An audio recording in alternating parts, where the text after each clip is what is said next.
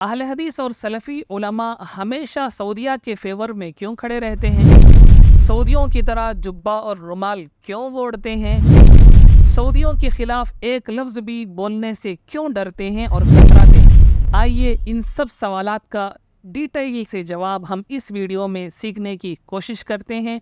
Video lengthy हो सकती है क्योंकि ये फंडा 2-4 मिनट में निपटाया नहीं जा सकता, इसलिए इत्मीनान के साथ बैठ जाएं। वीडियो को 1080 पिक पर सेट कर दें, मोबाइल को लैंडस्केप कर दें। चलिए वीडियो स्टार्ट करते हैं। تذكر يوما كنت تعانق دمعة الفكر تناجي الله في صبر وترجو رحمة تسري فعاش القلب إخلاصا وصرت تحوم كالطير अस्सलामु अलैकुम वरहमतुल्लाहि वबरकातुहू। सऊदी अरब में विजन 2030 के अंदर टूरिज़म इंडस्ट्री को प्रमोट किया जा रहा है। इंटरनेशनल टूरिज़म इंडस्ट्री को प्रमोट करने के लिए ज़रूरी है कि शबाब कबाब और बेहयाई और अडल्टरी की इजाज़त दी जाए। चुनांचे पिछले चंद सालों में हम देख रहे हैं कि सऊदी अरब की मुक़द्दस सरज़मीन में क्या कुछ तब्दीलियाँ पेश आ रही हैं। सिनेमा थिएटर खुल चुके हैं, हरमैन के करीब तक सिनेमा थिएटर आ गए हैं। उधर फ़लस्तीन जल रहा था, इधर सीज़न 2023 की रियाज़ के अंदर धूम मची हुई थी। अब ख़बर आ रही है कि रियाज़ के अंदर फ़ॉरेनर्स के लिए शराब के अड्डे खोले जा रहे हैं। ऐसी सूरत हाल में पूरे मुसलमान उलमा और अवाम परेशान हैं, अपना अपना कंसर्न अलग अलग प्लेटफार्मों के ज़रिए से एक्सप्रेस करते आ रहे हैं। मुसलमानों की जमातों में से वाहिद एक अहले हदीस और सलफ़ी जमात है जिसका सऊदिया के एडमिनिस्ट्रेशन के अंदर बड़ा रसूख है। ख़ुद सलफ़ियों का अपने बारे में कहना है कि अल ममलकतुस सलफ़िय्यतुल वहीदा, यानी ज़मीन के ऊपर सलफ़ियों की वाहिद हुकूमत वो सऊदी हुकूमत है। ऐसे में ये बात नेचुरल बन जाती है कि सारे दूसरे फ़िरक़े के मुसलमान सलफ़ियों की तरफ देख रहे हैं, अहले हदीसों की तरफ देख रहे हैं कि वो कब आगे बढ़कर सऊदी इंतज़ामिया को और सऊदी हुक्काम को इस तरह के हराम कारियों और गंदगियों से रोकेंगे। लेकिन अफसोस अब तक इन सलफ़ियों ने डायरेक्टली मना तो क्या किया, यहाँ के देसी सलफ़ियों ने अब तक अपनी नाराज़गी भी नहीं जताई। ऑन द रिकॉर्ड हमें ऐसा कोई डेटा अब तक नहीं मिला जिसमें सलफ़ियों ने इस हवाले से कोई कार्रवाई की हो या सऊदी हुकूमत तक अपना कंसर्न ज़ाहिर किया हो। ये वही सलफ़ी हैं कि जब सऊदी अरब के अंदर तबलीगी जमात पर पाबंदी लगी तो यहाँ बैठकर वीडियोस बनाने लगे, शाबाशी देने लगे, वाहवाही करने लगे और कहने लगे कि सऊदिया ने बड़ा ज़बरदस्त इक़दाम किया है, और यहाँ बैठकर वीडियोस के ज़रिए से बताने लगे कि सऊदिया ने नहीं अनिल मुनकर का फ़रीज़ा ज़बरदस्त अंदाज़ में अदा कर दिया है। लेकिन दूसरी तरफ वहीं सऊदी अरब में सिनेमा थिएटर खुल रहे हैं और यहाँ के ये सारे फ़ज़ीलतुश शेख खामोश बैठे हुए हैं। औरतें स्टेडियमों में आकर नाच रही हैं, यहाँ के हाफिज़ साहिबान खामोश बैठे हुए हैं। अरबी जुब्बों में मर्द और बुर्का पहनकर औरतें और हाफ नेकेड औरतें फ़िल्मी गानों पर, बॉलीवुड के गानों पर नाच रहे हैं और यहाँ के सारे हफ़िज़हुल्लाह चुप्पी सादे बैठे हुए हैं।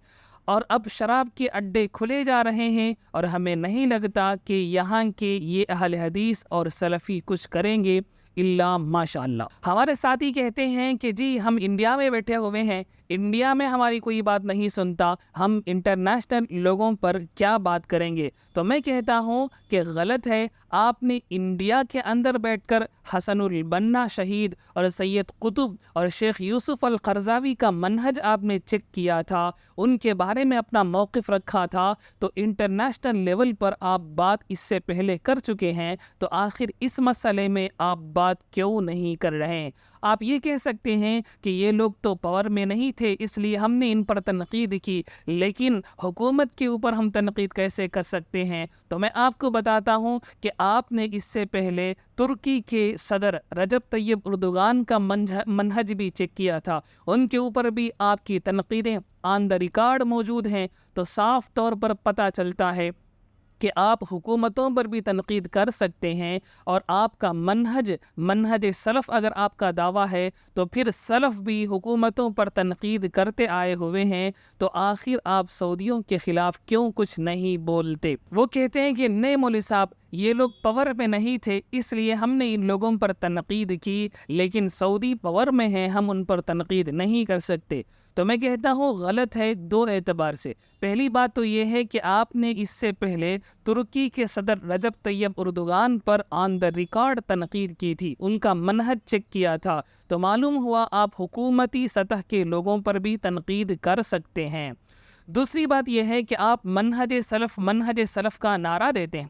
منہج سلف کے اندر کیا ایسا منہج ہمیں ملتا نہیں ہے کہ ہم حکومتوں پر تنقید کریں؟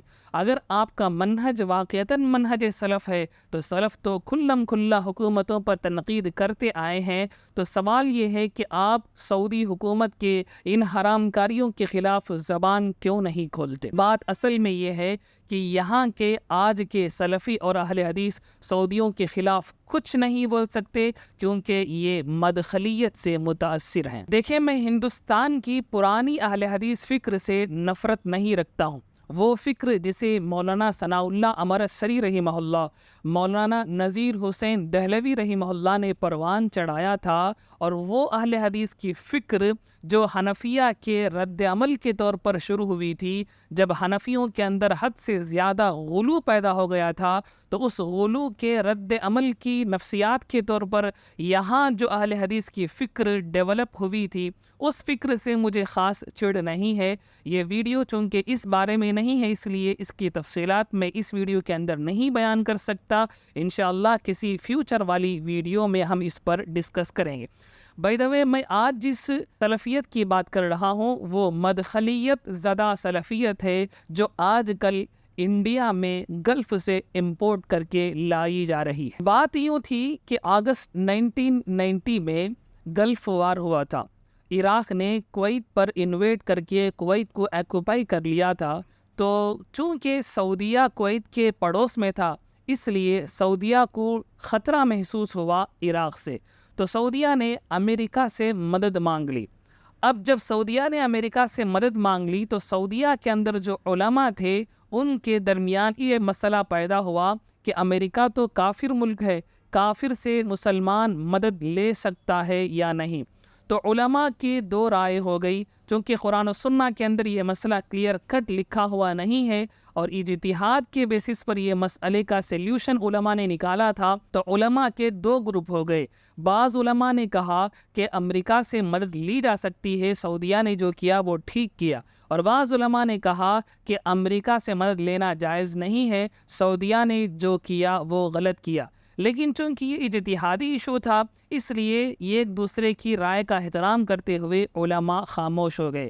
لیکن اس بیچ میں ایک تیسری پارٹی انٹری کرتی ہے جس کو ہم مدخلی پارٹی کہتے ہیں، جس کے بڑے لیڈروں میں شیخ ربیع بن ہادی المدخلی اور استاد محمد الجامی تھے۔